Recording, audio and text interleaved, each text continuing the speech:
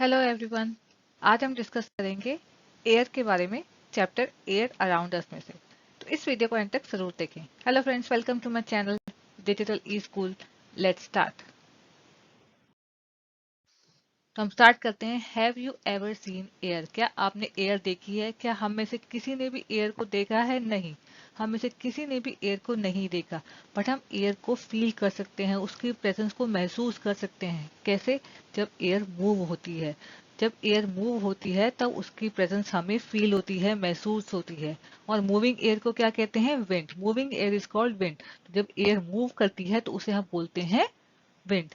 अब आपने कई बार देखा होगा कि जब विंड चलती है, जब बहुत तेज तेज हवाएं चलती हैं, तो ट्रीज की ब्रांचेज जो होती हैं, लीव्स होती हैं, वो क्या मूव करना शुरू कर देती हैं, हिलना शुरू कर देती हैं।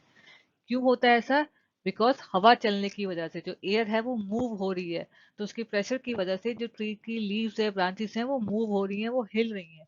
और अगर हवा बहुत तेज हो, हवा का प्रेशर, हवा बहुत तेज हो, तो उसके प्रेशर की वजह से क्या होता है, कभी कभी जब ये ट्रीज की जो लीव्स है, ब्रांचेस इतनी तेज तेज हिलती है कि साउंड भी आने लग जाता है, एक आवाज भी आती है। तो ये हवा के चलने की वजह से जो है, ट्री की ब्रांचेस और लीव जो है वो मूव होते हैं। इवन जो आप में से कितने लोगों ने जो है काइट को फ्लाई किया होगा? पतंग आप में से काफी लोगों ने उड़ाई होगी। अब पतंग क्यों उड़ती है, काइट क्यों फ्लाई करती है स्काई में? हवा की वजह से। तो जिस डायरेक्शन में हवा होती है उसी डायरेक्शन में जो हमारी काइट है, पतंग है, वो फ्लाई करती है, उड़ती है। तो एयर में आपने से कितने लोगों ने पतंग उड़ाई होगी, तो जिस डायरेक्शन में एयर होती है उसी डायरेक्शन में पतंग जो है उड़ती है। और इवन आपने कई बार नोटिस भी किया होगा, अगर अगर आपकी कोई नोटबुक या बुक ओपन पड़ी हुई है और अगर फैन चल रहा है, तो फैन की हवा की वजह से क्या होता है, जो पेपर्स हैं वो फ्लटर करना शुरू कर देते हैं, आगे पीछे होना शुरू कर देते हैं। क्यों? क्योंकि पंखे की हवा की वजह से। इसके अलावा अब आपने कई बार देखा होगा कि अगर जब हवा चलती है तो उसकी वजह से कपड़े हैं वो भी उड़ना शुरू कर देते हैं। जब कपड़े धो के हम तार पे डालते हैं, तो अगर हवा चल रही है, तेज हवा चल रही है, तो उसकी वजह से कपड़े भी उड़ना शुरू कर देते हैं। इसके अलावा आपने अपने बचपन में फिरकी जरूर खेला होगा। फिरकी से या घर पे भी बनाते हैं या तो बाजार से लेके, जब हम फिरकी को पकड़ते हैं तो हवा की वजह से वो फिरकी क्या है, वो रोटेट करना शुरू कर देती है, घूमना शुरू कर देती है। क्यों घूमना शुरू कर देती है? हवा की वजह से।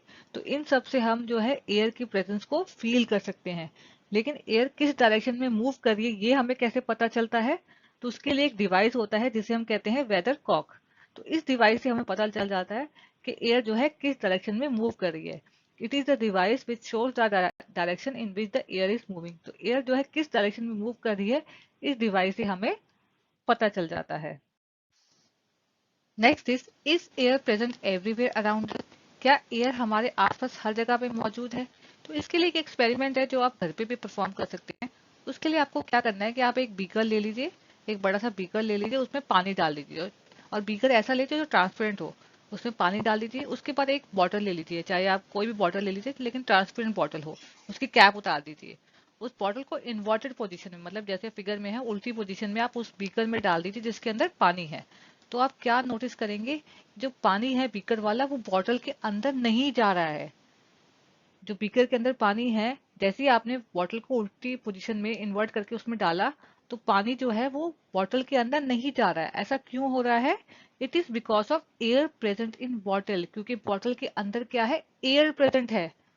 तो बॉटल के अंदर क्या है, एयर प्रेजेंट है। वो बॉटल जो है वो खाली नहीं है। The bottle was not empty at all. The bottle जो है वो खाली नहीं है, उसके अंदर क्या है, एयर प्रेजेंट है। वो बॉटल जो है पूरी एयर से भरी हुई है। It was filled completely with air. वो बॉटल जो है एयर से भरी हुई है।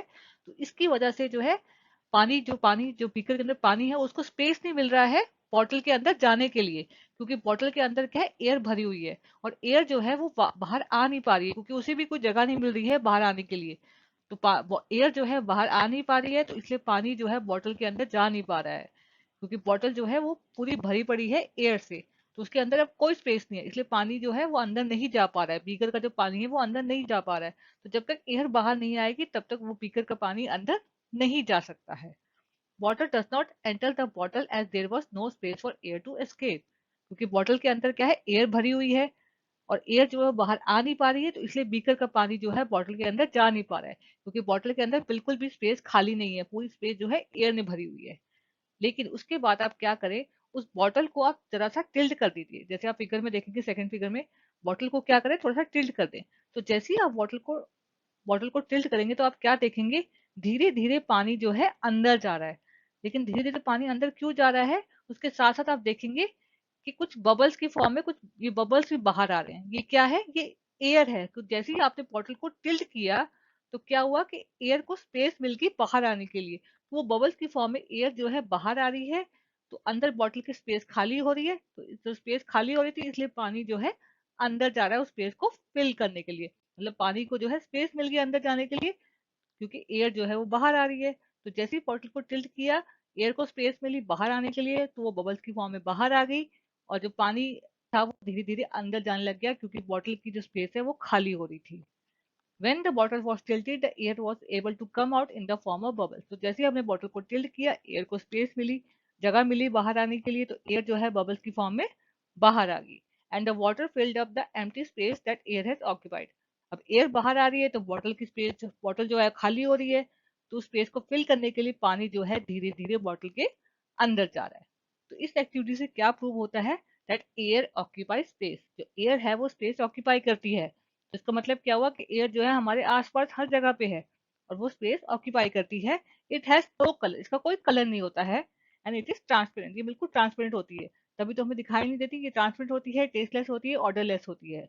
और एयर जो है वो स्पेस ऑक्यूपाई करती है, इसका कोई कलर नहीं होता है। तो इस एक्टिविटी को आप बहुत सिंपल सी अपने घर पे परफॉर्म कर सकते हैं।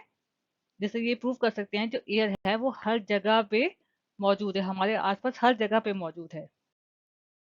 तो अभी जो हमने एक्सपेरिमेंट किया उससे ये प्रूव हुआ that air is present everywhere around us. जो एयर है हमारे आसपास हर जगह पे अवेलेबल है, हर जगह पे प्रेजेंट है एयर।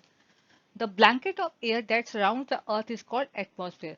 तो जो ब्लैंकेट ऑफ एयर, अब एयर जो है हमारे आसपास हर जगह पे, हमारे मतलब हमारी पूरी अर्थ सरफेस पे जो है एयर है।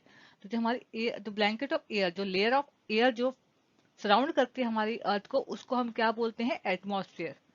तो ये एटमॉस्फेयर, जो लेयर ऑफ एयर है, जो एटमॉस्फेयर है, ये बहुत किलोमीटर्स तक जो हमारी अर्थ सरफेस से जो है फैला हुआ है, बहुत अप टू मैनी किलोमीटर्स तक ये फैला हुआ है। तो इसमें बहुत सारी लेयर्स आती हैं, एक्सोफेयर, थर्मोस्फेयर, मेसोस्फेयर, स्ट्रेटोस्फेयर। लेकिन उस लेयर्स के बारे में अभी हमें डिस्कस नहीं करना है, बस आपको ये जान लीजिए। तो जो एयर है वो हमारी पूरी अर्थ सरफेस को सराउंड करती है। तो जो वो जो लेयर है जो एयर की जो सराउंड करती है हमारी अर्थ सरफेस को, उसे हम क्या बोलते हैं, atmosphere. Air of atmosphere provides oxygen gas for breathing. अब ये जो एटमॉस्फेयर में जो एयर प्रेजेंट है वहीं से तो हमें ऑक्सीजन मिलती ना। अब हमें जीने के लिए, ब्रीथ करने के लिए क्या चाहिए, ऑक्सीजन। हमारी लाइफ के लिए ऑक्सीजन बहुत इंपॉर्टेंट है, तो वो हमें एयर से मिलती है। As we go higher in the atmosphere the air get less. अब जैसे जैसे हम ऊपर जाते रहेंगे ना, अब अर्थ सरफेस से ऊपर जाते हैं, जैसे आप माउंटेन्स में अगर आप जाते हैं, माउंटेन्स में जैसे जैसे आप चढ़ाई करते हैं तो एयर जो है वो कम होने लग जाती है। तो ऑक्सीजन का लेवल जो है वो डिक्रीज होने लग जाता है। तो इसीलिए जो माउंटेनियर्स हैं, जब वो माउंटेन्स क्लाइंब करने जाते हैं तो अपने साथ ऑक्सीजन सिलेंडर लेके जाते हैं, क्योंकि जैसे जैसे वो माउंटेन में आगे बढ़ते रहते हैं तो एयर जो है वो कम होने लग जाती है, तो ऑक्सीजन का लेवल जो है वो डिक्रीज होने लग जाता है। अब हमें जिंदा रहने के लिए ऑक्सीजन चाहिए ना, ब्रीथ करने के लिए ऑक्सीजन चाहिए। तो वहां जब ऑक्सीजन नहीं होगा तो वो कैसे सर्वाइव करेंगे। तो इसीलिए वो माउंटेनियर जो होते हैं क्या करते हैं, अपने साथ ऑक्सीजन सिलेंडर कैरी करते हैं जब वो माउंटेन्स क्लाइंब करने के लिए जाते हैं। तो यहाँ पे हमारा कंप्लीट हो गया। अगर आपको कोई भी डाउट हो तो मुझे कमेंट सेक्शन में ज़रूर बताएं। अगर आपको साइंस और मैथ्स के रिलेटेड वीडियोस देखनी हो तो आप मेरे चैनल के प्लेलिस्ट में जाके देख सकते हैं। और अगर आपने मेरा चैनल अभी तक सब्सक्राइब नहीं किया है तो प्लीज़ मेरे चैनल को सब्सक्राइब कर लीजिए।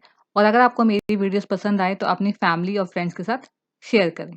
Thank you.